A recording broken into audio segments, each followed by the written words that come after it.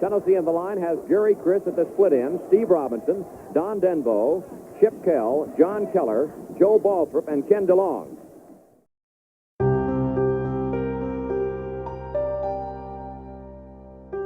Morgan County said goodbye to a legend on Monday. Garry Kreis, an educator, a father, a coach, and a friend, passed away following a battle with brain cancer. A few weeks before his death, the word was spread that his condition was declining, and the reality set in that the world would soon be without a man that touched hundreds of lives. Kreis was a standout quarterback at Oliver Springs High School, where he graduated in 1966. He was signed by Coach Doug Dickey to play at the University of Tennessee, where he lettered for 3 years between 1967 and 1969. There, he was teammates on the opposite side of the football with Tim Priest, who is now the color announcer for football games on the Ball Network. Priest says Kreis was known for his smile, his competitiveness, his fairness, but there was more to it than that. He could play in the clutch. I'll give you one good story on him. We're playing Georgia. Georgia's got us down 17-9. On the last play of the game, caught a touchdown pass in the end zone to get it up to 17-15, and then the next play they hit our tight end to tie them 17-17, and we always said that we beat Georgia with a tie. It was all because of the great catch that Garry made in the end zone on the very last play of the ball. Former University of Tennessee head coach and Hall of Famer Philip Fulmer was also a teammate. He says he saw the coaching qualities in the future Coalfield coach while he was playing for the Vols. Garry was a great communicator, a fun guy, had a super perspective on life and what was important. And I think a coach has a sense of family and a sense of love. And I guess the best way to say it, if you had a son, you'd want your son to play for Garry Kreis. Kreis got his degree in education in 1969 and returned to the small area in which he grew up. Less than 5 miles from Oliver Springs, a small town of Coalfield rests.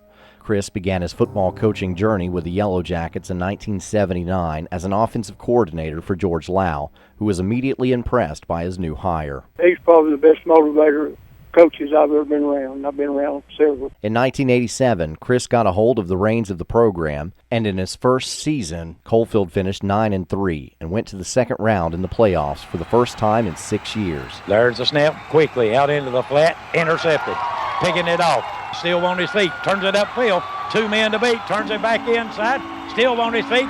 He could go all the way down to the 10, 5 into the end zone.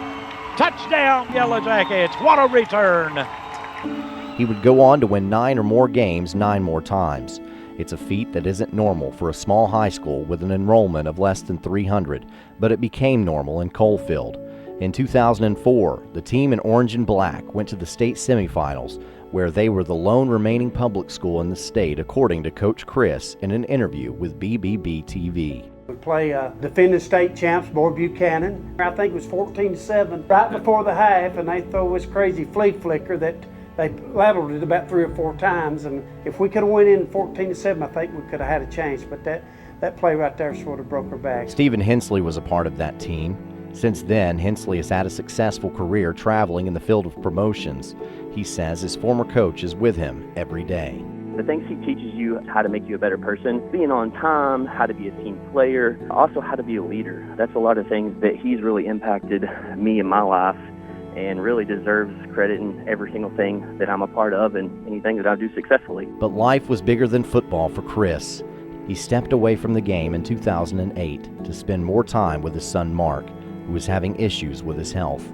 Current Coalfield Athletic Director Sean Basler was also in the position then. Basler says that it was a move Kreis knew he had to make. I would say the only thing that he loved more than football, that would have to have been his family, and I don't think there's anyone that's ever graced this world that meant more to him than his son Mark. Mark Kreis passed away in 2010. Once Mark left us, it kind of left a void in his heart in many different ways.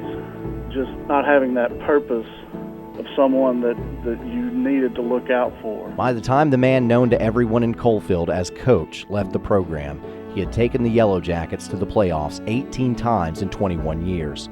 11 of those playoff runs ended beyond the first round, and 6 beyond the second round.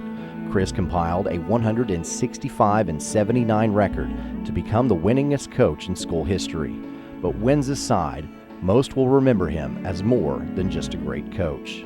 He's just a very caring person. Probably one of the nicest people you'd ever meet. He was so loving of others, and especially children. He was a super person. Every time you'd see him, he'd have something good to say to you, and just such a positive guy. He was a great man, great husband, father, and person, and really made a lot of difference in a lot of young people's lives. Coach, I love you. We didn't deserve such a great man and a great leader, and you've impacted more lives, and your legacy is going to live on way past all of us. Coach Garry Kreis, gone at age 69.